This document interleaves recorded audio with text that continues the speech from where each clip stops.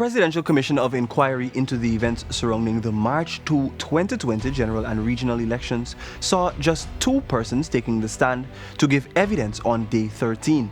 First to take the stand was Michelle Miller, a former GCOM clerk who is also facing criminal charges of electoral fraud. Miller, like previous GCOM clerks Sheffron February, Denise Bob Cummings, and Carolyn Duncan, invoked her right to remain silent pursuant to Article 144(7) of the Constitution. The evidence so far has shown that you were one of the persons who worked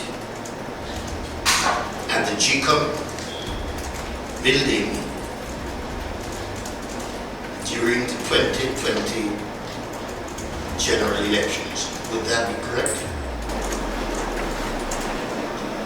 I invoke my constitutional right to remain silent under the Article 4. Second to testify in today's proceedings was another GCOM employee, Alexandra Sophia Bowman, who went at length to describe her role in the tabulation process after the March 2020 election. Bowman has worked as an assistant registration officer for approximately 10 years. Having the opportunity to participate and function in several electoral processes, Bowman said that the substitution of a spreadsheet for the use of the official statements of poll (SOPs) was something that was awfully new. Bowman revealed on March 4 she was instructed to call numbers during the verification process with party agents from a spreadsheet as opposed to the regular process of using the SOPs. At some point, did you get certain instructions? When it was my turn to call, I was instructed that we won't be calling from the SOPs anymore, we'll be calling from a spreadsheet. And can you recall who gave you that instruction? Not clearly, but it would have either been Mr. Mingo if he was still there, or Miss Miller. If Mr. Mingo was not available, was there someone in GCOM who would usually carry out his instructions or act in his place, that kind of thing? I won't say act, but there was a clerk, Miss Miller. She would have been the person that would give us instructions. Receiving these instructions, Bowman aligned the stories of others testifying before the commission by explaining that the spreadsheet was given to her containing the inaccurate figures by embattled GCOM employee Enrique Livan. After I was told to use the spreadsheet, I asked to get the spreadsheet. Apparently nobody could have provided a flash. I provided a flash, I gave it to Mr. Livon. He went, he got the spreadsheet, and he put it on the laptop that was on the desk that I was supposed to call from.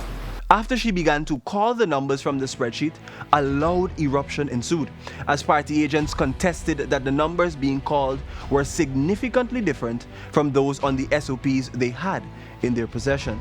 As I began to call, there were some objections from the party, from the PPPC party.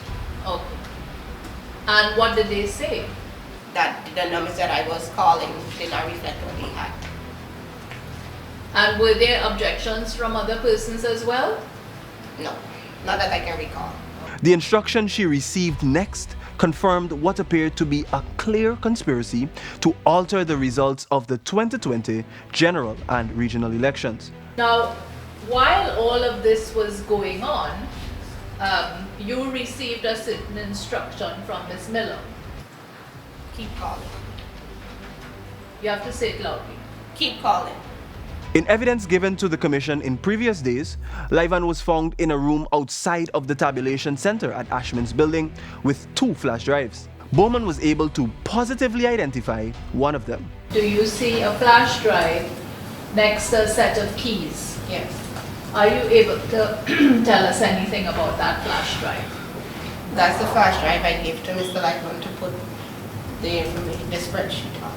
The Commission of Inquiry was set up by His Excellency Dr. Mohammed Irfan Ali to inquire into the events surrounding the March 2, 2020 general and regional elections. The corroboration and alignment of these events by all the witnesses so far seem to indicate that there was a clear attempt to subvert the rule of law and the process of democracy.